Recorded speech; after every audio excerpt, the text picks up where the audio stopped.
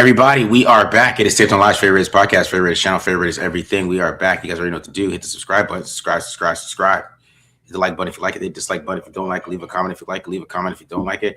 Also follow us on Twitter at the Mark Sean NFL for me, at Glen Rockney for Glenn, and of course at pandasups.com use discount code TDL for 25% off.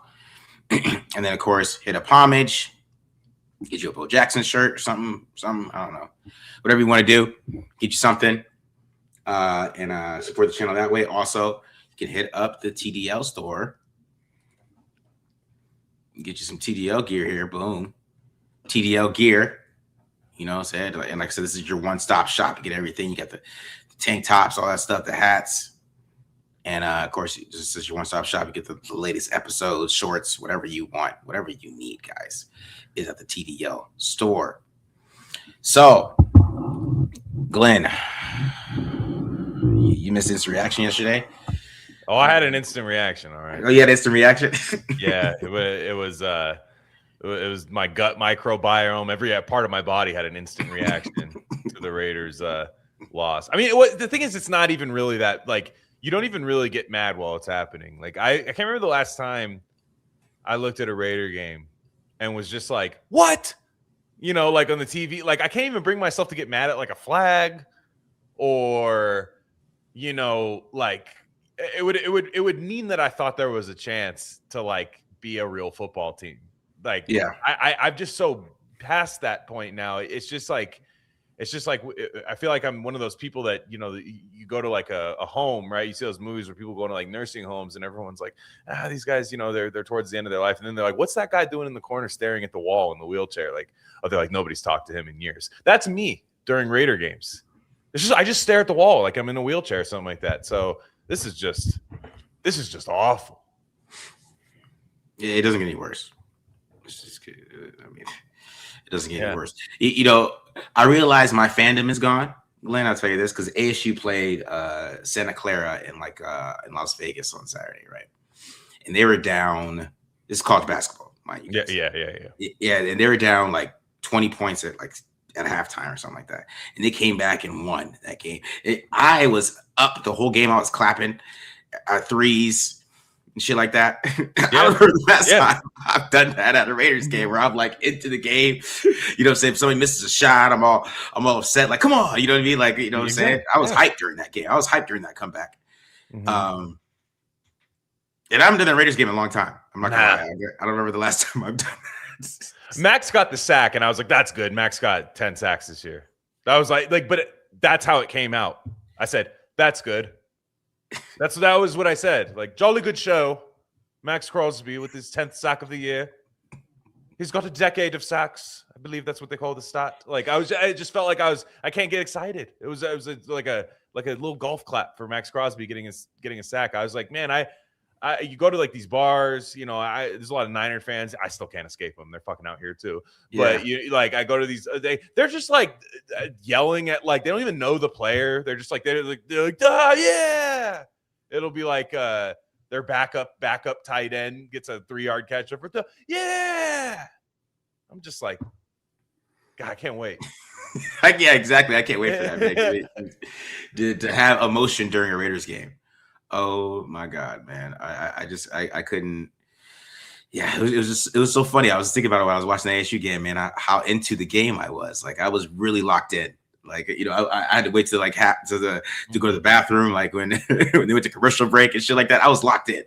Yeah. But man, I can't. God doesn't want me locked in at all because Notre Dame didn't make the playoff. My A's are just not. I mean, they've been fun to watch, but they're just more of like, let's see what we're in between stadiums. You know, I just Warriors not fun. It was fun, not fun anymore. They're boring 500 team. 500 in the NBA is the dumbest thing you could ever be in any sport. Being a 500 NBA team is just like, yo, I'd rather be the Wizards right now. Like, it just gets annoying. And so I was just like, God is like, hey, find a different hobby or else I'll make this worse. Yeah, God wants you to read, man. He wants you to and boy, have I. Yeah, I mean, boy, have I. I mean, I'd rather read the back of a damn Lysol bottle than watch a Raider game right now. God, so you just read, Glenn. You need to get your reading up. So I'm just helping you out. I will read like Synthetic Lemon Smell. Like that is more fun to read than like, oh man, Devin White's being targeted. Oh man. 3rd and 6. I threw it at Devin White. Oh, damn it. Damn, that's crazy. Yeah. So he said this team needs God. I don't think I don't know what Al Davis did. Al Davis did something. We talked about this before. I don't want to make. Think that might be off-season content. I think we need to do one esoteric Raider show where like we warn people like, hey, if you're like don't want to get your feelings hurt about some of your heroes, yeah, because I completely agree that a weird sacrifice happened. Yeah, something happened, and we are paying for it tenfold right now. Yeah, like Al Davis is like, let me go back to LA or something, and then it was like, damn, Al, like sacrifice slide. He goes, let's do it again to go back to Oakland. Yeah, and then you're like double sacrifice. You're like, damn it. He does have the Skull and Bones logo, kind of. You know what I mean? Like it's kind of the Raiders logo. I was just like, man, because my dad. If you talk to people like my dad is not a Raider fan, but in the 70s he was like, they were the lucky team, like the Holy Roller, Sea of Hand, like shit like that happened, and he was just like, they were good as hell. He was like, they were talented as hell, but it was like the bounces, like there were so many bounces that would happen. Obviously, Immaculate Reception would disagree with him there, but there's a few for every Immaculate Reception, there was like 10 or 12 other just like random things that would happen and be like, damn, this is a good team getting good breaks. Now it's just like you watch it, it's just the pits of hell, absolute pits of hell. I think. Hopefully we're there. Something. Shut out twice. We got shut out twice this year. Yeah, man. That's crazy. Both 31-0. That's true. See, now with numerology, now we have to bring that into the esoteric thing. You got shut out by both the Super Bowl teams last year. Yeah. Both teams that played in the Super Bowl, 31-0.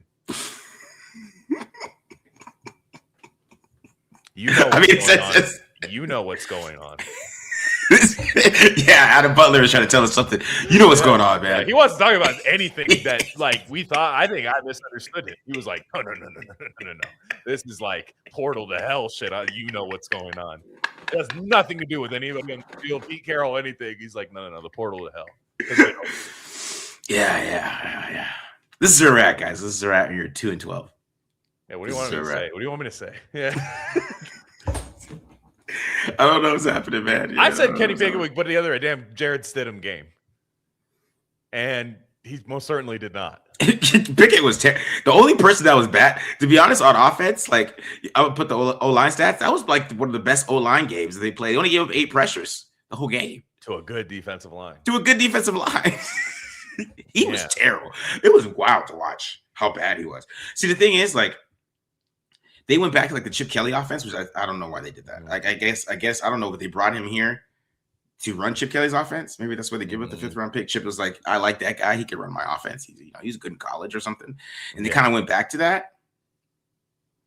And then didn't score a point again. I'm like, I feel like you should have did what he looked okay running the West Coast stuff like the week before. Like, why would you go back to make it? Was like they did like RPOs. They were doing like zone reads. Yeah, it was weird as hell. I was like, "What am I watching?" Somebody said like, need all 22. Who can they blame now that Chip Kelly's gone? Somebody said that like Kenny Pessimist 99941. No, that's Kenny Pickett. Yeah, no, that's him. So who are you gonna blame now? That's what he's saying. It's Kenny Pickett. That's who Kenny P is. Oh, you gonna just draft a quarterback, guys? You got one on the roster. That's the mystery. He's been Kenny Pickett this whole time. Isn't in the chat. We thought Gino was in the chat. It's Kenny Pickett. It's been here the whole time. I don't think Jack Bech is very good, actually. I don't think he gets See, it was Kenny Pickett because he made sure Jack Bech hit those overs, though. He made sure Jack Bech hit those. Damn.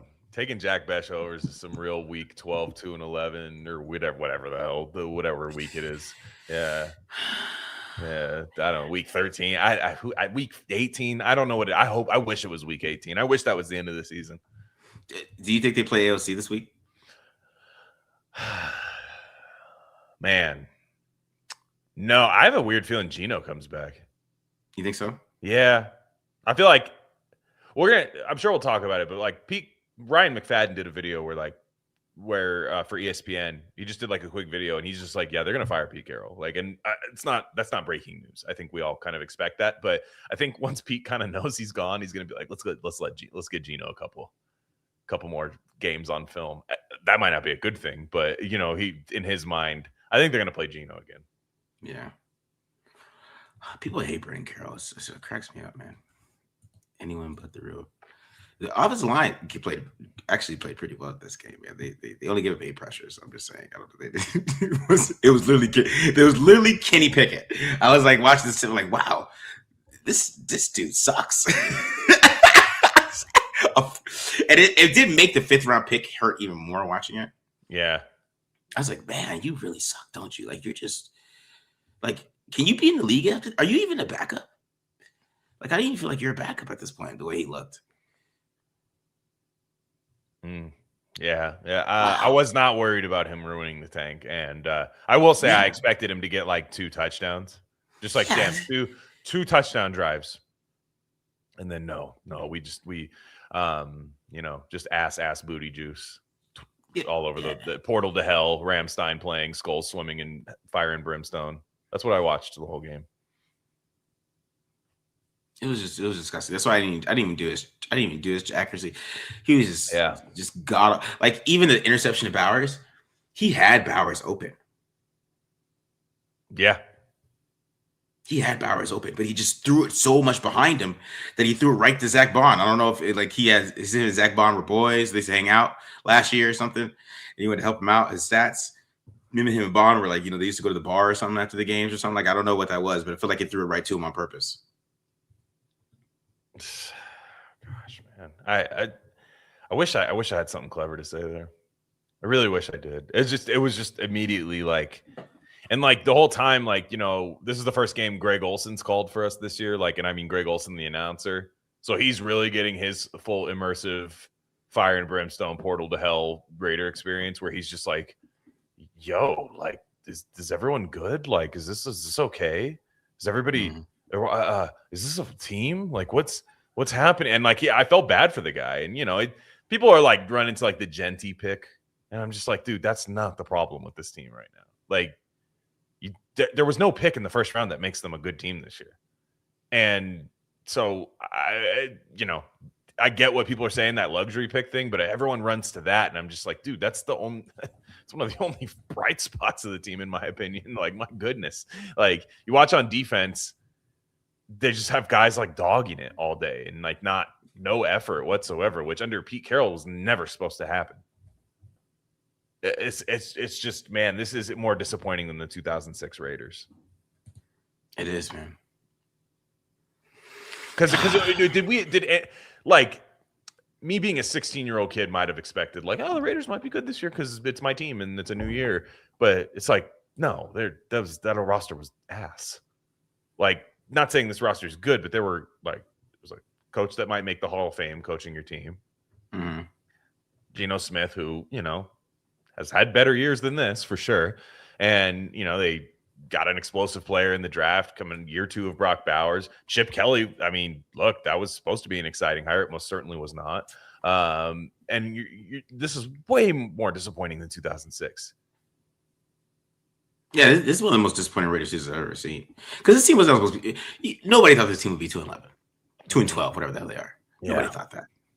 Not a single soul. People were talking about 7-10, 8-9. I went 9-8. I thought Chip Kelly was going to come out fired. I thought they were going to start losing games now. So, I mean, I was wrong with that. Because just historically, Pete Carroll's never lost like this. Yeah.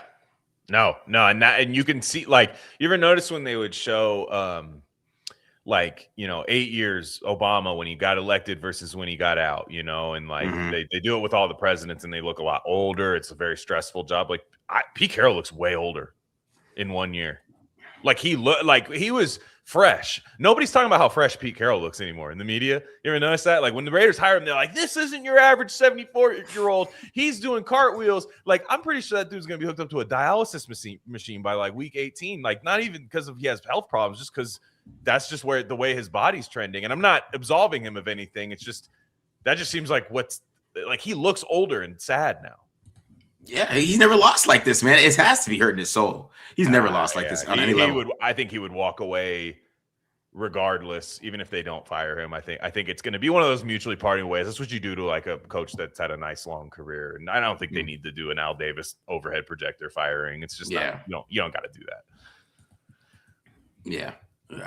Especially because I think he's gonna want more control in the offseason. I feel like that. Over my dead body. Yeah, unless you can do an exorcism. Yeah, because like put a priest collar on, Pete. Put a priest collar on, Pete. If you put a priest collar on, I will give you control of this team because you can exorcise a demon. Otherwise, it's clear you can't. Because to me, I know a lot of people disagree with this, but I think all the rookies have showed some kind of flash. I agree.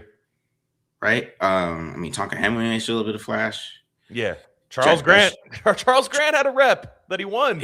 Yeah. He had 2 reps that he dominated on. Actually, he looked pretty damn good. I was like, wow. Why don't you play? You know what I mean? Like it's you know what I'm saying? Like it just felt like, I don't know. It felt like from a personnel perspective, they just tried to keep winning when it wasn't there. And it felt like if they realized, because I remember when Gruden came. Okay, I'm bring up Gruden. Somebody asked me about Gruden earlier. Yeah, I'm gonna do checkmate. I didn't get that question. We're going to talk about some of these questions in a second. Then we get these stats. But I remember when Gruden came in, right, and he was talking all this stuff in March, and then he got to camp, and by the end of camp, he traded Khalil Mack. You know what I mean? Like it's something like you should have noticed in camp. Right. Like, hey, this team isn't good. What am I doing here? Yeah. And I kind of respect Gruden for that. I didn't like him trading Khalil Mack, but that was part of his realization. Though he came in there and was like all hyped, and then he got through camp and realized this team is not good. I better find a way to rebuild this team, right? And I think Pete just thought he could win with these guys. He thought he could win with Devin White. It was a humbling experience. That was not part of his USC life course seminar that you can take over any team. That he has to add that to his seminar that he's going to teach at USC now, is that you can't just take over any team and win. Yeah, man. That's too bad. I love being the team that everyone finds that out with. But yeah, that's just like, man, that's why rules for the next coach under 55 years old just has to be, because I don't know how long it's going to take. It can happen fast, but I don't expect it to, just because it's the Raiders. And I do think there are some weird things that the Raiders are dealing with right now. I'm not hiding any information. I'm just saying, this team doesn't feel like it belongs in the NFL. Like when you watch it, you're like, and from a talent perspective, but even when you watch Tennessee Titans are bad, but you're like, that's just a bad NFL team. I watched the Raiders. I'm like, did they win a contest and get to play against the Eagles? Like the South Park, when the kids in South Park played against the Detroit Red Wings. That's what it looks like. And so you're just kind of like, this is so bad. So the next coach has to be younger. You just got to get that quarterback in immediately and then just figure the rest of it out. Yeah. I mean, Mac did want to be traded, but I put the comments in here. But yeah, Mac did want to be traded, but it doesn't mean you have to trade him. I'm curious. Mac wanted to be traded, but I think if the Raiders gave him the money, I think he would have signed. So did Myles Garrett. Yeah, that's what I'm saying. I'm not. There's this whole I want to be traded. Be like, fine, here's the number, and they're like, all right. I feel like they could have. I don't think the trade was bad. You just picked bad players with the picks. They could have picked Jeffrey Simmons. They could have picked a lot of players with those picks, and it would have been fine. But they didn't. All right, fellas, you see Gruden wearing a Raiders hat on the video. Is that a hint of something? No, I don't think it is. Davis wouldn't do that, right? He wouldn't do that. Oh gosh, what if though? This is a great question. Yeah, but I don't know. I'm sorry, this is a great question. But go ahead, Mike. What were you gonna say? So opening your eyes, like that first initial one, that first Charger game when Geno just laid a complete egg, where you're just like, whoa, dude, like that's awful. But then you're like, okay, that's kind of an anomaly. I'll say, man, these games are like all bleeding together now because they just lose so often. Gosh, who did they play the game after the Chargers? Week 3? The Commanders. Somebody says, yeah, Commanders, and then that Colts game. You're just like, nah, it's a bad team.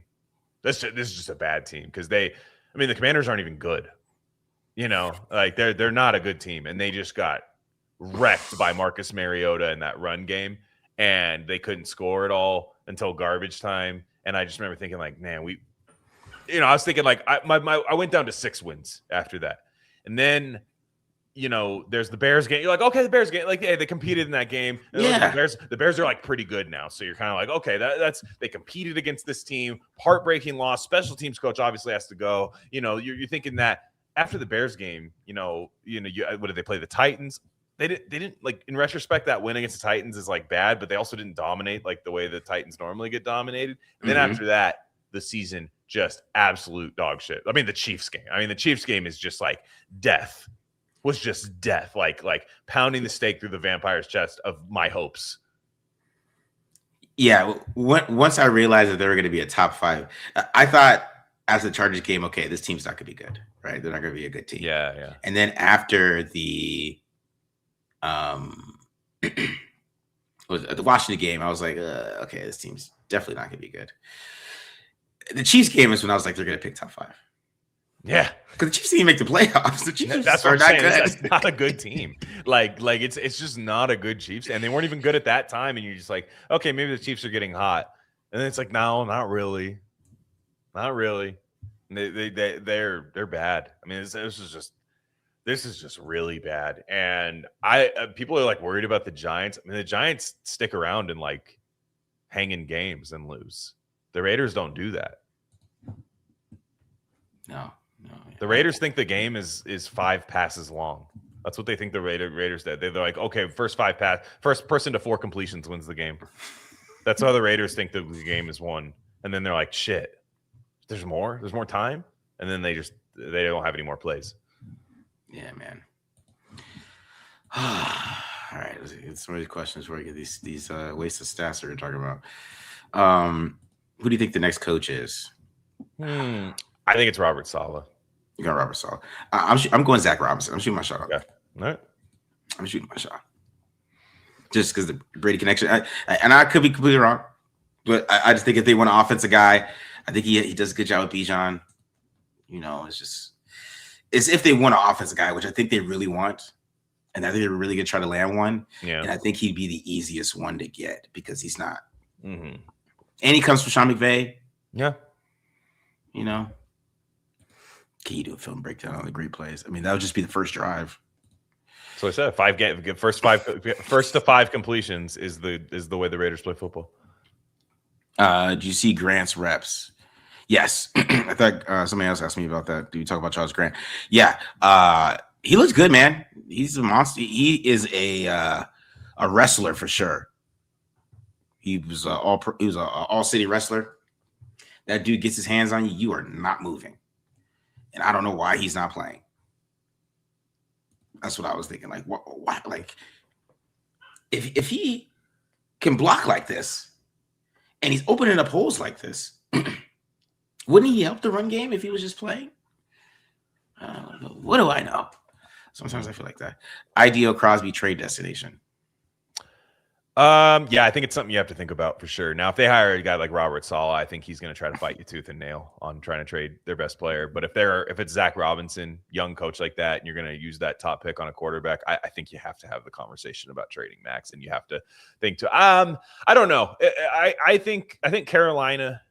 It seems like in the Carolina, Washington, Saints kind of tier. Saints might think they have a quarterback. I mean, I think they do. Tyler Shuck's been great this year. I was not a big fan of him coming out, but he's really, really shown that could be their guy next year. Team like the Saints, team like somebody like that might give up their picks for that, especially if the Saints pick outside the top 10. Like if they win 2 more games, they will pick outside the top 10. And it's very possible that they might. They just beat the Panthers.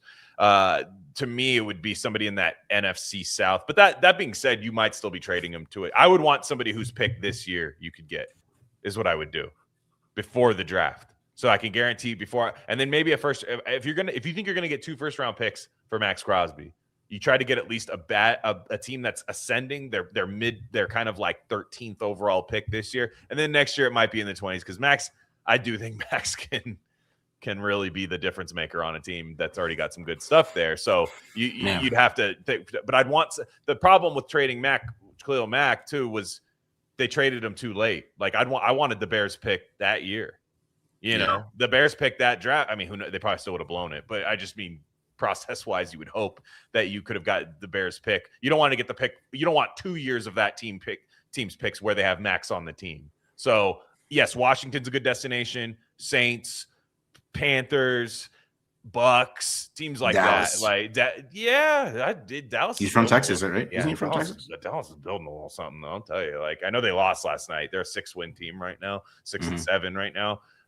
So yeah, something like that. You know, what you really hope is like a team just thinks they have like this answer at everywhere except there, and they get a little frivolous and want that pick. Like, yeah, that's what I would go for. I mean, I saw somebody say he's from Michigan. He played high school football in Texas, though. Okay. Yeah, he played high school football in Texas, which, you know, that means he might have played at that Jerry's World Stadium once or something. You know, it's a big thing. All right. You guys on the channel. It's only been the only thing that's keeping me engaged with this season. Question about the O-line.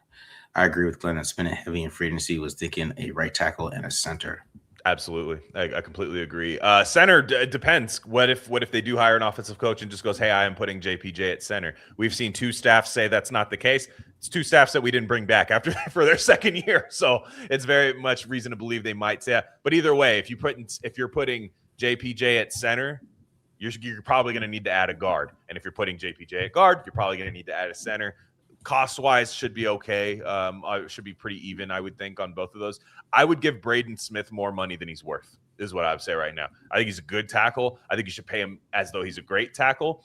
I know that's, to some people, that might seem too expensive because tackles get paid a lot. But I just remember when the Raiders signed Austin Howard. Not that I wouldn't say Austin Howard was a world beater, and I would say the average fan doesn't remember Austin Howard. However, he solidified that position. You didn't really have to think about it too often. And I thought that was worth the money. I don't think Austin Howard was a bad contract, right? So you're going to have to do something like that in the offseason and really make sure, especially if you're bringing in a young quarterback, overpay the offensive line. Make sure that that's not just a sieve next year. Yeah. I'm with Dan Glover here. I'm with you, too. Should have never let him leave. Josh McDaniels, man, casualty of the McDaniels era. That's what happens when you change your coach a lot, guys. I will say that is what happens when you change coaches a lot, is there are guys like that leave. I know you got to fire people, but that is the problem sometimes. Answer that one. Marcus Freeman. No, I don't want Marcus Freeman, and I'll tell you why. Because he's doing a good job at my school, and I would hate for him to come to the Raiders and suck. So, like, if he came to the Raiders and sucked, then not only my college team loses their coach, then he comes to my pro team and we're ass. So he's a hell of a coach. The thing is, Marcus Freeman's a great recruiter. You don't recruit in the NFL. Yeah. Marcus Freeman has got Notre Dame in the top 3 recruiting classes, which they haven't been for probably since Lou Holtz was there, to be honest. And the thing with that is, like, in the NFL, it's like the GM has to really like give you the best players. Mm-hmm. With him, and I think if he does, he can get a lot out of these guys. But you got it. He's a college coach. Marcus Freeman is a college football coach. Yeah. John Simpson has played this year. Just DJ asked that. He has played this year. He's playing all right. He's given up about 24 pressures. He's got a decent grade. You know, I don't know. I haven't watched it though. Only giving up 4 sacks though. Better than how we do over here, 11 and like 10 and shit. All right, and he's playing with Justin Fields, so who knows how many sacks are on him on Fields. Let's keep it real. All right, Marcus, where's it? I'm doing that this week, I promise, because I already have it clicked up. I clipped it all up last week. I watched the whole game. I got it set up. Just got a little behind last week, but I got it all clipped up. God, I clipped that out. I mean, I'm watching so many offensive linemen, too, offensive guards, man. I'm watching some more guards this week. The center from Oregon. Yeah. If we're gonna get another center, I still like going veteran though. So this line is so young. They spent 2 top 100 picks on guys that look like they can play a little bit, and so like I'm not saying don't draft O linemen. Of course, if you see one good, get one. Pay some veterans to come in here. You know what I mean? Like first off, DJ Glaze needs to show next year that he can win that job from somebody who's actually good at football. And they treated him like he was just this awesome tackle who, it deserves zero competition. Don't even insult him by bringing in somebody to compete with him. Would Dallas give up both their first for Maxx this year if they make that trade? Would they be able to make it? I don't know. Probably not. But no, but I think Jerry will think about it for sure. I think Jerry. I mean, their offense is pretty set, man. That offense, they have a young offensive line. They can run the ball. They can pass the ball. Dak is balling right now. And so, yeah, I mean, I think when you give up 31 points to J.J. McCarthy, you might be thinking he might do something like that. And I would do it. And I would, to be honest, man, I'd pull for Maxx on the Cowboys too because he'd be in the NFC. And I really want to see him win, man. Yeah. Do you see the Chandler playoff game come back down 17 with the minute left? Chandler high school? I would think, I hope it's not Chandler Jones. Yeah. Chandler High School. Yeah. They put out NFL players. Let's say that. How bad would it look on Pete and his son if Grant plays and just looks like a steal? Well, that Pete Carroll, I think, was making $16 million this year. I'll just say that much. Ain't nothing going to look bad to him next year. No. He's going to be like, yeah, well, Stone Forsyth. The Raiders are a jobs program right now. You guys don't realize this. They are the Sopranos laying down in the fold-out chairs in the construction yard, not doing shit team right now. For Devin White, Stone Forsyth, and Tyler Lockett. Yeah. All right, what else we got here? I don't need Patrick Graham on this team anymore. I'm good. Yeah. Do you think he gets I think he gets a D-line job and then he has to build his way back up. Here's the thing is I know I don't doubt that he's probably better than what the Raiders have put out. You're like I don't doubt that he's like probably better than that. My thing is I feel like he's not a Robert Saleh, Jim Schwartz. Like I just don't think he's that type of guy. Like I just don't. And if I'm wrong, I'm wrong. And more power to him. Seems like a really nice guy. But I mean, people are talking about making him like a head coach. I'm just like, what do you? No, like I just why? People want Brian Flores and Patrick Graham as the Raiders head coach next year. And I'm like, there's people that float that out there, and I'm like, no, no. All right, last question. I get stats. Should we be concerned we might beat Giants and Chiefs and we might drop? Okay. You can't beat any of these teams. First off, people are talking about Gardner Minshew gonna ruin the Raiders tank. When's the last time we've beat Gardner Minshew? I know. Gardner Minshew. Last game in Oakland. And it's a revenge game now? Yeah. No, we're not beating Gardner Minshew. He looks like freaking Brett Favre against us. And the thing is like, yeah, he was the last game in Oakland and then the Colts game that ruined the playoff chances, right? Mm-hmm. Something like that, or at least like could have got it in the playoffs. The only reason the Raiders signed him is because they couldn't beat him, I think. I think they signed him because they're like, yo, this dude is, he cooks. Yeah. And no, he cooks us because we're ass. Yeah. See, we're 2 years removed from like almost like sneaking into. That's why it's just shocking how the team has caught and just fell off because they were just 8-9 like in 2023. Like it wasn't that crazy. You know what I mean? Mm-hmm. Isn't that nuts? Yeah, and you look at teams like Washington or like that. I do feel bad for a team like Washington right now too because they had that taste last year and they're having the 2017 Raiders Washington season. Mm-hmm. And you're just like, oh, that does suck. That is a special kind of like when you've been bad for hella long, you almost get the 1 seed damn near, and then you're like, cool, we'll be good for like 5 years, and then you're like, damn it, we suck. Yeah. You know. So the Raiders are bad, but there's no quarterback on the roster. There's not this like clock ticking with like a quarterback on the roster at least. So I will say Washington's situation kind of sucks right now too. Yeah, it does. All right, let's get some of these stats. Start with O-line. They weren't that bad this week. I mean, Rodgers. I feel like this. Oh, I got the wrong one up here. That's what it is. My bad, guys. So hold on, let me fix this. I've been terrible at this so much. Yeah, change Caleb Rogers' grade to better, please. Because I can just, even if it's wrong, just do it. I got the wrong one over here. I'm just gonna do this shit. Which I got this Excel up here. Where's Excel here? Let me just do this. Let me just pull up the snipping tool here because I didn't do it right. But yeah, so yeah, Forsyth is okay, I guess. I mean, Parham was shitty in the run game, but he didn't get much pressure. Glaze was ass. Okay. Yeah, he was getting his butt kicked. Yeah, Kappa was not good. Forsyth was okay though. He was all right, I guess. Parham was just awful in the run game. He was awful, but it just wasn't as bad as like it seemed on TV. Let's say that it just wasn't that bad. Yeah. Glaze got put on his back by a 220-pound guy. That was embarrassing. Dude, Nolan Smith's like 218 pounds, bro. It's not his game. Yeah, it's not his game either. He's not Khalil Mack. He's not Khalil Mack taking Eric Fisher off the ground. You know what I mean? Like he's not that type of player. You have like literally 100 pounds on him, dog. How is he running you over? I don't care how unbalanced you are. He's 218 pounds. Nolan Smith is literally like, I swear, like when he came out at the combine, I think he was like 225 maybe. That means he's playing at like 218. Yeah, like he's supposed to like even Stone Forsyth. He was trying to go around Forsyth. Forsyth was just like shoving him into the ground. He ran through DJ Glaze like it was right. Like he was glazed. Like he had glaze all over him. I was like, what the fuck is going on? Man. But anyway, I mean the line. You should have got more than 72 yards. With this line, with the line. That's why I didn't even do Kitty Pickett stats, because that's how. If you look at this and you look how the game went, and you just imagine it, like, it was bad, man. It was bad. It was bad stuff. Bad stuff. All right, Ashton Genty.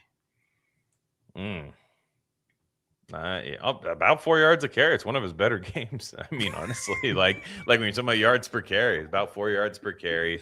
I mean, they were basically they knew exactly what to do.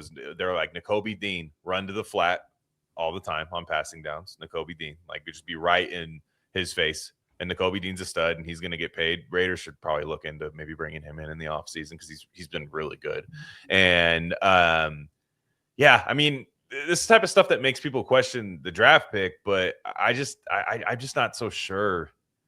Like here's the thing about Genty, right? Is I made this point on Twitter, and there were a lot of people that just disagreed with me, and that's fine. I mean, because we don't really know if it's a good pick or not for a long time. I mean, honestly, like you can. My point is that Ashton Genty. They always talk about drafting a running back at 6. It like stops you from doing all these other things, right? Like it stops you from getting your offensive line built. It stops you from, a lot of things. Like it's supposed to be the last piece of an offense, not the first piece. Well, that might all be true. Nobody was stopping the Raiders from anything this year, though, except themselves. Chip Kelly's a bad hire. They gave him a shit ton of money, right? Like they could have spent on O-line. They didn't. All of these things. They could have done that while still picking Genty at 6. I think there's people that think he's not good. I just think, no, I think this guy's a good player. And if he's a good player on this team for like 10 years, I think that's a good 6th overall pick. I'm not a process guy. I'm not a positional value guy. I'm a get the good player. And I put up the thing in 2022 for all the whatever the analysts out there, the people who do the PFF positional value thing, the Raiders did the positional value thing when they drafted Tyree Wilson because they picked him over Bijan Robinson and they picked him over Jalen Carter. You're supposed to pick defensive ends in the top 10 because they're tough to find on the open market and they cost a lot of money, right? Defensive tackles and running backs usually don't cost that much money. Guess what? I would have rather picked both of those guys than Tyree Wilson. And I think we're going to be looking at this draft class for the most part. Membu's definitely a guy you can make the case for, but I think we're going to make the case that Genty's probably still one of the better players in this class, and I could see him running for 1,500 yards next year. No problem if they fix this running game. Yeah. I think Genty's problem, if I might critique Genty, I just think Genty plays like his offensive line is really good. And I think if he this year, if I was his running back coach, I would be telling him that he just needs to go. He just needs to put his head down and get 5 yards pushing piles instead of trying to like manipulate linebackers. Like he's over there trying to manipulate N'Kobe Dean. and like nobody's getting pushed, bro. Like you don't have the line for this. He's just over here just like and I get what you're doing. He's doing James Cook. He's doing James Cook running right now. But James Cook has like, you know what I mean? Yeah, James Cook is doing that stop. Okay, set me up. Boom. Like he's doing all this stuff. Where with Genty, it's like, dude, a lot of people can't knock you backwards if you get going. And he's a rookie. He's a rookie. And like you said, he probably doesn't trust a lot of stuff. And I think he thinks, man, this dude's used to winning games in college, right? I know it's Mountain West, but he's used to winning games in college. And he's probably thinking like, yo, every play I have to run for like 80 yards. Like I have to get an 80-yard run. Like I have to do that. And that does mess with you mentally a little bit. And, you know, it's not fair. Like what I mean is we wouldn't ask our 6th overall right tackle to save our team. Yeah. We wouldn't do that. In fact, we see Membu's not saving the Jets. They're just as far away from the Raiders as the Raiders are from being good, despite people thinking that's the better pick. You know, the Browns with Mason Graham. That's a good pick. He looks like a good player. And the Browns had a good draft. They went Mason Graham. They went Quinshon Judkins. They both look like good players. But they're just as far away as the Raiders are from being good. So what I mean is, like, none of this shit matters in terms of, like, oh, you should have done this, should have done that. If you don't make the right head coach hire, if you don't make the right OC hire, if you don't make the right O-line coach hire, and if you don't have the quarterback. Like, Trevion Henderson has games where he gets, like, 2.3 yards a carry. He gets touchdowns because the quarterback finds him. Trevion Henderson has some really nice breakaway speed. I'm a big fan of his game. But he has Drake May. That's what he has. Teams game plan for Drake May when they do that.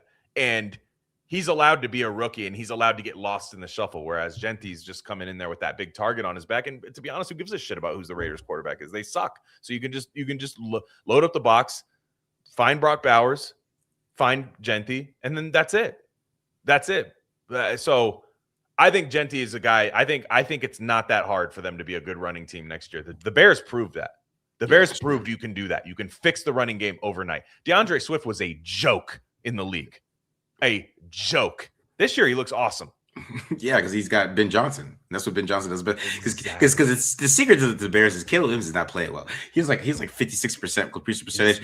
You see a highlight throw every week, but then like when you look at the bottom of the stats where he's running around, and you see the bottom is like 13 for 31. Yeah. People are worried about the pay. Nobody cares about this stuff if you win games. Nobody cares if you win games. If you win games, nobody cares. The Eagles paid Saquon Barkley a shit ton of money in free agency. Doesn't matter. You know what I mean? Like all these teams. Membu looks really good. Genty could also. I think those might be two of the better players picked in the top 10, in my opinion. Like what I mean is the Jaguars traded up for Travis Hunter. Does anyone give a shit? Travis Hunter, I think, is a good player. He's on IR right now. His team's winning games. So what I mean is, like, you can solve this stuff. You can change it. The Raiders did not doom themselves in this. They really didn't. They did not doom themselves by drafting Justin Genty. You could say Membu looks good. Genty doesn't. Okay, great. He might be slightly better than Genty. The Raiders can still win with Ashton Genty. They absolutely can. And I won't say I expect them to. They easily can. We need to stop acting like that. They screwed up their like rebuild or something because of it. No, the thing is, like, you're just gonna you have to make the right hire at head coach, and I think there's gonna be a coach that wants to come here because of him. Yeah, I think so. I think so. I think some of these offensive coaches would be like, "Oh, you got this for me already." Mm-hmm. They think they can make it work.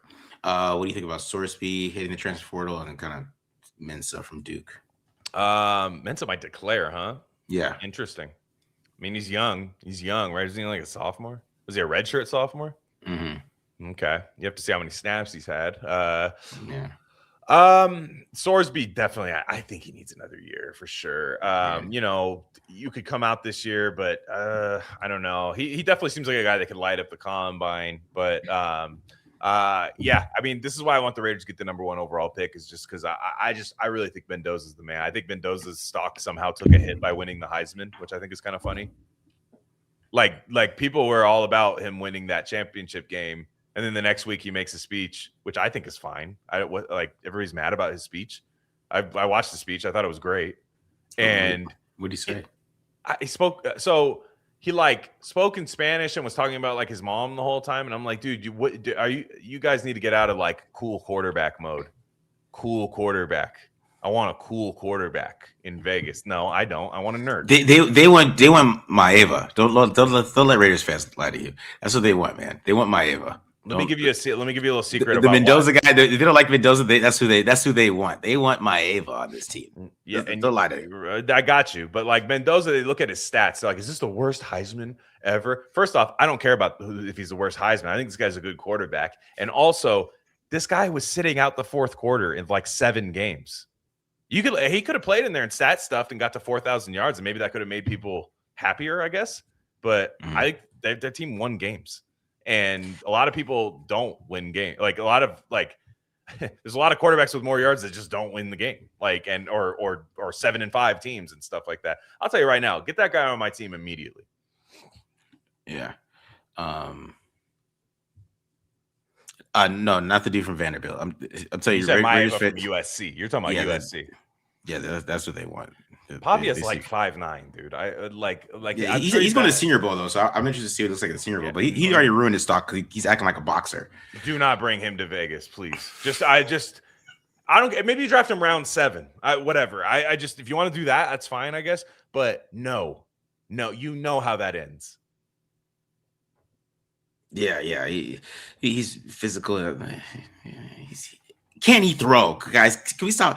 I need a guy who can throw the damn ball on time. I'm tired of watching these late ass motherfuckers. I'm not gonna lie to you guys. I need a quarterback that just hits the back of the foot, throws the damn ball, and then maybe if he gets in trouble, he can make some moves. But I want to hit the back of the foot, throw. That's all I want. I'm tired of this. Explain why Parham watch Kappa. I don't know. Parham be looking lost sometimes. I don't know what Parham be doing sometimes. I can't lie to you, man. Do you think Parham ate too much in the offseason? Maybe. I think so. He got too fat? I think the weights hurting him. Yeah. I mean, I think you're right. It might be the same teams. Do you guys think the front office got people's spice like Brian or change the way we draft compared? Not as much. You know, as I'm saying, I don't think this draft class is that bad.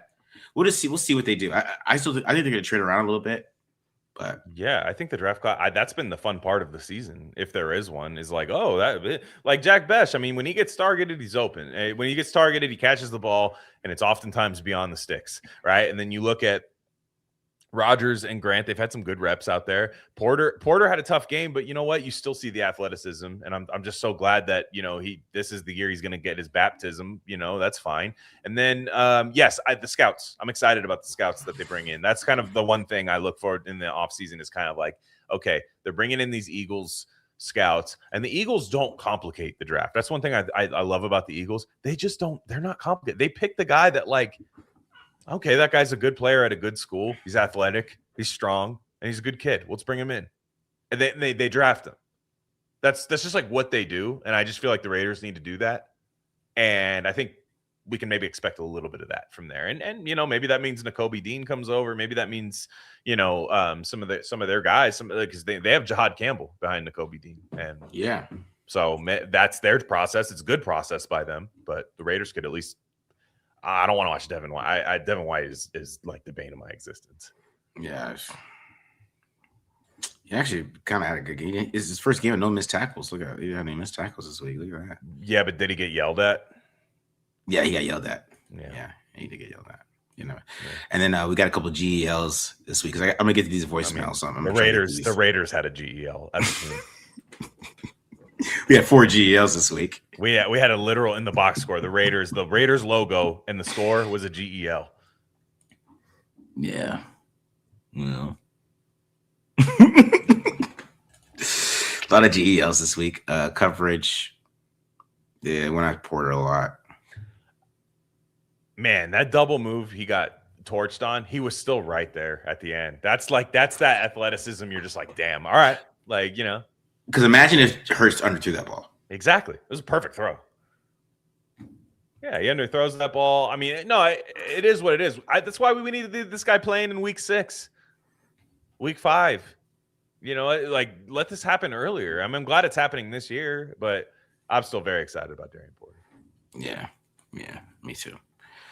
All right, let's get some voicemails in real quick, and then we'll get to keep asking your questions because I'm getting your questions, but we just get one voicemail in here. We got some newer people. It's not all Baby Shook today, so this should be exciting with some new people, some new voices other than Baby Shook. What's good, Marcus and Glen? This is Mint Beats. That sounds like Baby Shook. From San Diego. I wanted to talk to y'all about trading Maxx Crosby at this point. I feel like at just where we are and where he is in his point in his career, like it just makes the most sense to trade this man for a first-round pick and see if you can get anything more than that. If you can get a first and a second, I do it in a heartbeat. If you get 2 firsts, obviously it's just I feel like there shouldn't be a conversation at this point.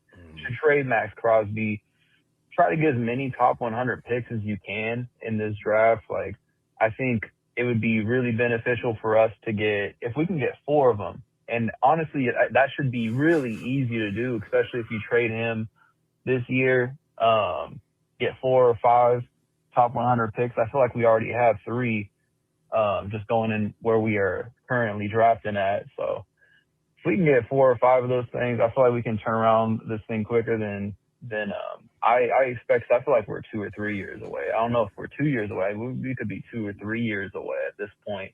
But we can expedite that. I feel like if we trade him, get some assets and shit. I mean, even if like I don't think they would do this, and I don't know if I would do this, but trading from the first or second pick and getting even more capital, I feel like that would just be like a jump start that our franchise needs. But again, I feel like we got to take a quarterback. But I mean, there is a pathway, and I think that's one of the things that's most exciting about this offseason is there is a pathway for us to actually get a shit ton of capital and really start investing and turning this thing around quickly. But again, it just really depends on what Tom Brady and Mark Davis want to do. And from what I understand, it seems like they are really anti-trading, their star player. But love to hear what you all think. Love the show. Anyways, until next time, peace. My dog Beats, man. Yeah, shout out. That was a good voicemail. I can understand both sides of the not trading Maxx Crosby. I will say, getting shut out twice in a year and watching Maxx Crosby just yell at people and you can see in a sense that Maxx Crosby, not saying he probably doesn't know Father Time's right there, but subconsciously I think he does. Where he's like, how can I? If you think so, with the conversation you have right now is how far away are we?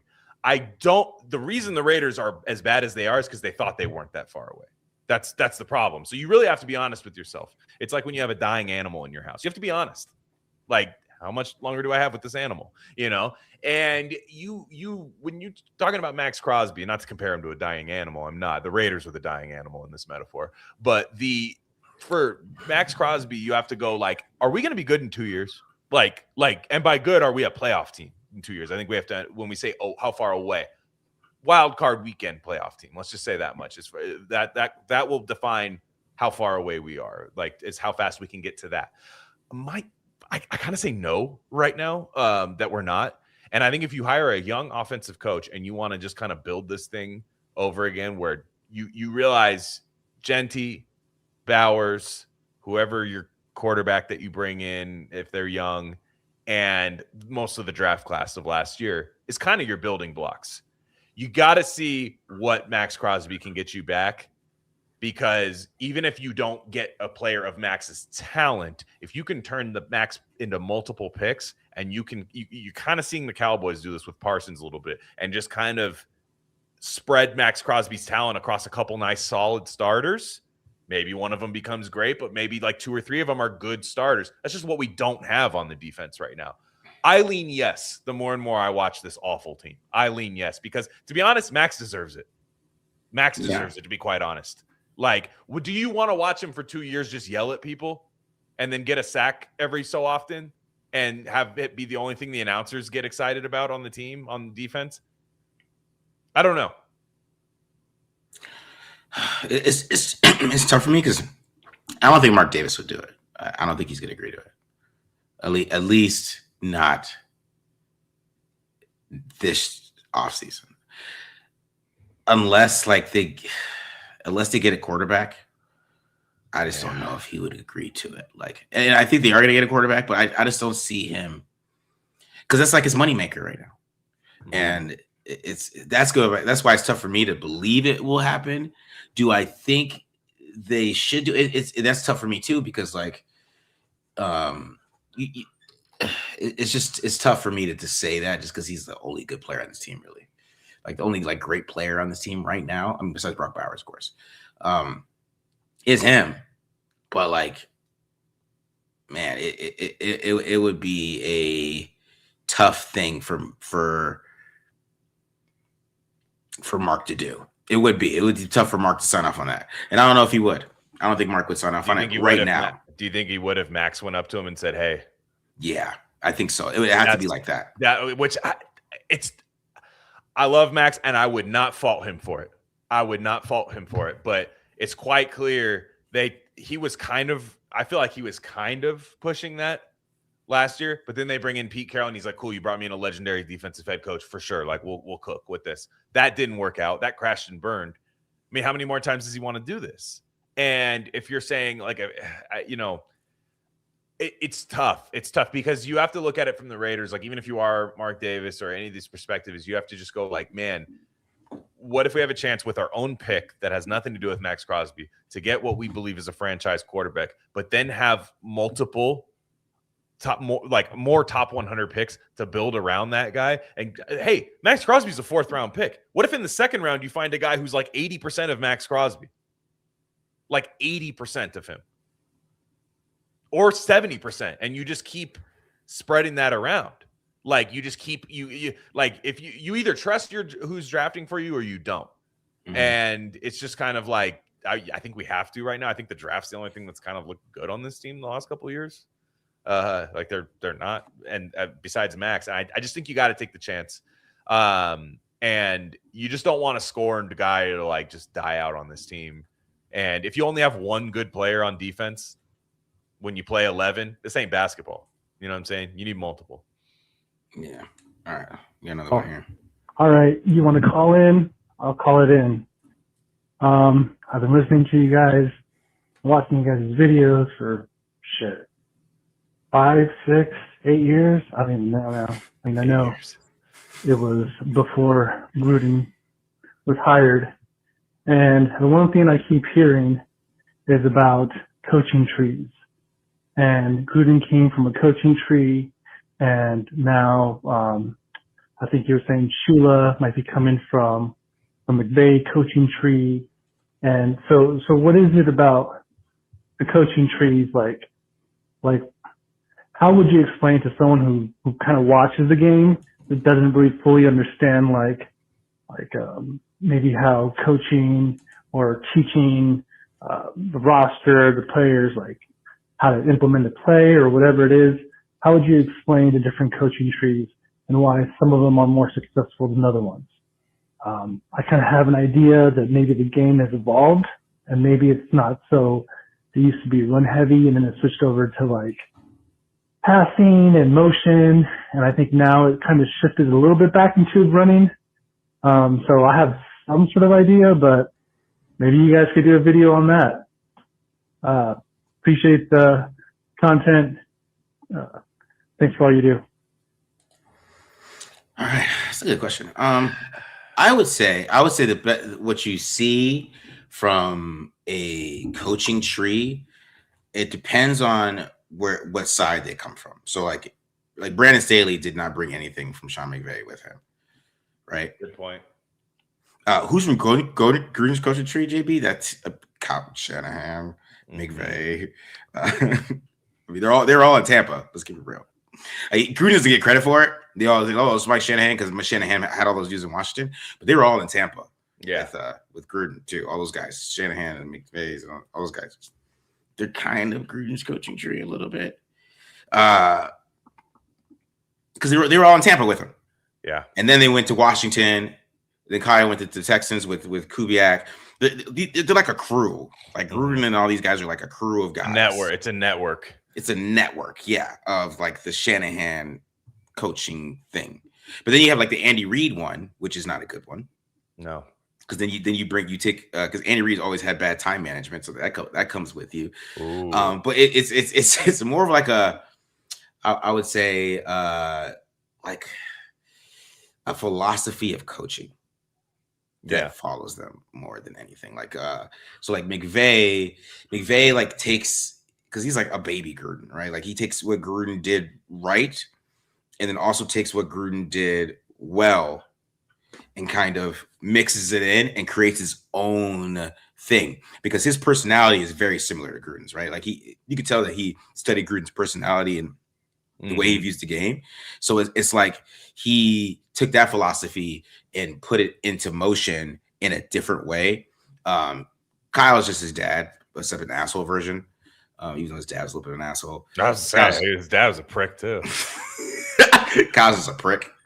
His dad got that Caddyshack villain tan, dude. Like, it's crazy. Yeah. And then, like, and then you like the Mike McDaniels and stuff like that. But like Andy Reid, I mean, like if you go through his coaching tree, I mean, his all defensive guys were like, they're all bad at time management. Sean McDermott gave up a touchdown in 13 seconds. The Nagy's, Doug Peterson. They're all bad. They're all bad at time management. I mean, something like John Harbaugh, but Harbaugh, he's been pretty lucky over there at Baltimore, because he's had the Newsoms and that they've given him great teams no matter what he did. But it's kind of hard, but like, because McVay guys, if you think about like O'Connell, right? Yeah. O'Connell kind of has that philosophy where it's like, I'm hard on the team, but I'm also a great guy, but I have a crazy scheme and I stay creative. But yeah, it's more about like they take that scheme and they just build on it a little bit and get better at it.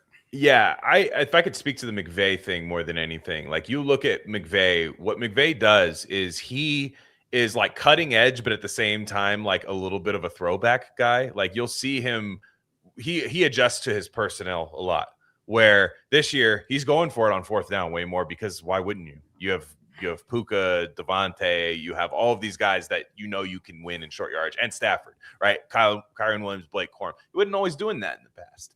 And so guys like that, when you're coaching under that, you're realizing like, there's not just one way to do it, is there? Like there's not, even though I'm from the McVay tree, there's a lot of different McVays. And what McVay also has is a GM that will listen to McVay's impulses and do it. So like, how many GMs would have a coach go to them and say, do whatever you take to get Matthew Stafford? I don't care how many picks it takes. Like a lot of GMs would go, dude, no, Stafford. Like he trusted McVay, right? Now when you brought up his disciple, Kevin O'Connell, right? Kevin O'Connell, I think, is a very good coach. However, I'm not sure he has the GM to like actually bring to life what he wants on there, whereas McVay can ground and pound it. I don't think the Vikings can ground and pound it. In the draft, they're like, hey, make this top 5 quarterback work, where Kevin O'Connell's like, no, get me like the 28-year-old guy who's played a little bit of football. I can work with that. It's there's a lot to it. So it's very much a coaching tree, but coach plus GM is just like, to me, that together is as important as quarterback, as important. If you can get the right coach and the right GM that knows exactly what that coach needs, even before he knows what they need, and or listens to them and stuff, like McVay, I'll tell you right now, like Les Snead was making a lot of crazy ass trades with Jeff Fisher, but it wasn't working, and vice versa. If McVay never gets Matthew Stafford, do the Rams ever win a Super Bowl? No. Probably not. Like they're not going to win one with Jared Goff. It's just not going to happen, most likely. So they and all those years when they were mortgaging picks, Les Snead was finding little gems in the 2nd, 3rd round, 4th round, bringing in these guys, man. Nate Landman is their linebacker. who's ever heard of that guy? He's punching the ball out every damn play. Yeah, the corners are 5th round guys too. Manuel Forbes. They get Emmanuel Forbes, who's was a 1st round pick, 150 pounds, and then he's in there covering people and stuff. You're just like, this type of stuff happens. You got to get the right GM and you got to get the right coach. I definitely would raid a popular coaching tree, but don't just bring a coach over with just whoever at GM, right? Don't just do that, because you got it. Like, I think with Kevin O'Connell, you're seeing that the difference between him and McVay a little bit, right? Like, just a little bit. And it's only just the fact is like, if Kevin O'Connell pound the table for JJ McCarthy? I bet he didn't. You know what's kind of funny is Pete Carroll has a good coaching tree. A great coaching tree. That's why to me it's really interesting. I'm like, did he hire Chip Kelly? Do you think he did? I don't think so. I don't think he did. And I'm not letting him off the hook here, but like so it's weird. The reason the Raiders suck so bad is because there's too many cooks in the kitchen. I think so too. By the way, the Vikings, I don't think the Vikings draft that well. People keep saying the Vikings draft really well. I don't think they do. Look at their last few drafts. It's not. That's Ryan L though. You know, that's a little bit of a homer. A little bit. No. The comment before that, Ryan. Oh, okay. Ryan, the Vikings are very good in free. Yeah, he's right. Cannot draft. I'm telling you right now, their drafts are not that good. Dallas Turner, I thought was a good pick. He has not been like lighting the world on fire. They picked him over Jared Verse. You know what I'm saying? Like, there's a lot of there's two comments up. They were saying that the Vikings. Ryan was correcting somebody. They're not that. They're okay at best drafting team. Like Lewis Seen, there's been a lot of busts on that team. Yeah, that is true. Yeah, to be honest, I would say that they're like mid to subpar at drafting. But it's just, to me, it's like I guess what I'm saying is like the Raiders suck. Look at it this way, right? They hire Pete Carroll. I believe Tom Brady hired Chip Kelly, right? So you hire Pete Carroll. He does not pick his offensive coordinator, but he picks the O-line coach. That's not a well-run organization. Like that, that doesn't make sense, right? You pick this guy, I pick this guy, you pick this guy, and then you guys all need to work together. Yeah, that's weird. It was weird because when you hear about like Chip Kelly and then Pete and Chip not talking and shit like that, that wasn't like that. Yeah, because he probably would have hired like Greg. He probably would have hired like Greg Olsen or something. I bet it would have been like Greg Olsen or somebody like that being the OC. I bet if it was like his choice. Because I was listening to Dave Canales the other day. And Canales was talking about Pete Carroll, all the stuff he learned from Pete Carroll. This is what I learned from Pete is the tendencies, and people didn't know your tendencies. And I was thinking, like, man, those are some great coaching points that you learned from Pete. And he's a pretty damn good coach with Carolina. And then you got like Dan Quinn, he's been to Super Bowl, he's been, you know what I'm saying? Like, it's super weird. So, like, yeah, man. All right, and I was gonna play Baby Shug's email voicemails, but those are definitely some Friday emails because he's over here bragging. Yeah, I need. He's bragging how he's I need beers before that. He's divorced his baby mama and how he's a legend in his city. So Monday's a cleansing day. Friday is debaucherous. Yeah, we get debauchery. Is Baby Shug's voicemails are for Fridays for sure. All right, let's get some of these questions out of here, bro. What was I at though? What are your thoughts on the Duke QB? I watched him a little bit. I had to watch Brian Parker, who's the right tackle for them. Which Duke loves some guards playing tackle or centers playing tackle. I don't know what that's about, but he looked just like Graham Barton. But I watched Mintz a little bit. He has great arm talent, good size. I think he does make some stupid ass decisions though. When you watch him, he makes some stupid ass decisions. He does. He had this one pick that was just stupid. I was like, man. So he's just young, and I think he needs more playing time. And I think he's coming out way too early. Like, nah, bro, you're feeling yourself. Don't Anthony Richardson yourself, dog. Do not Anthony Richardson yourself. I don't know how these guys don't see who's successful coming out of these drafts and then keep biting themselves in the ass with coming out too early. Like Cam Ward, older player. Tyler Shook is like 28. Jackson Dart, older player.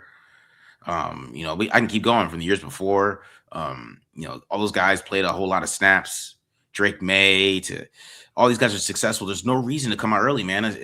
Because even like Dante Moore, like I think Dante Moore should go back just because he hasn't played enough. But I feel like he's scared that coordinator is going to be gone. So I think he's going to come out because he's scared, but I don't think it's going to be smart.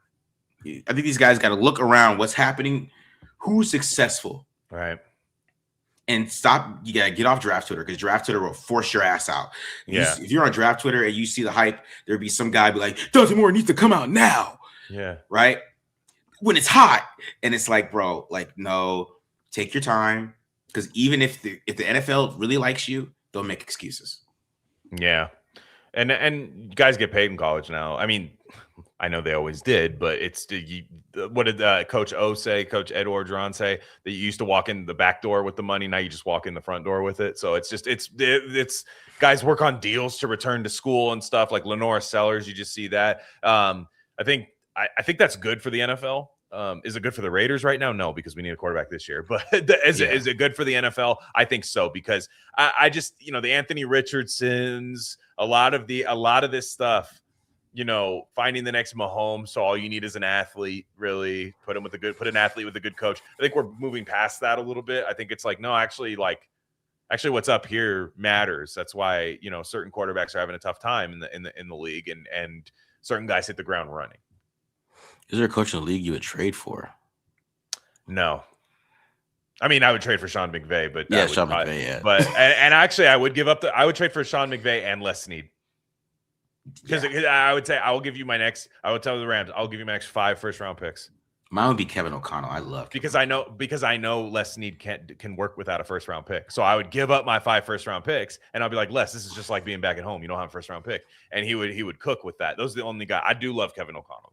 I love Kevin O'Connell, man. He's one of my favorite coaches in football. I think he would have had Geno cooking. He would have had Geno. Yeah, that's what I'm saying. Like, he would have had Geno cooking. Yeah, maybe. I don't know, but yeah, I love me some Kevin O'Connell, man. What free agent do you think would make the biggest impact? Probably like Limbaugh. I think Limbaugh or even Braden Smith. I think it's that type of free agency class. Wide receivers not looking good. I think the Raiders can put off wide receiver until 2027 for the most part. Like I think I'd rather see what you got on the roster from the last draft. Trenches. But I'll say Braden Smith.